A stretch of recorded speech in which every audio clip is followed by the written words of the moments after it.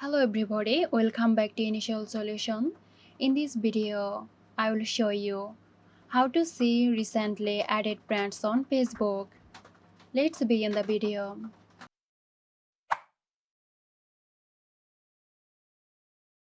To see the list of everybody you have recently added, open your Facebook app, then tap the menu icon at the top right, and then tap the gear icon. Now scroll down until you got to Activity Log, right under your information. Click on it, scroll down a bit, and expand connection. Now click on Manage Friends. Here you will see all of your recently added friends. You can always go through this list and just go to different profiles of people that you have recently added. So that's it. I hope this video helped you out.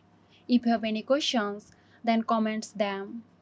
So this video is sponsored by Zerosoft. Zerosoft offers graphic design, UI UX design, digital marketing and web development.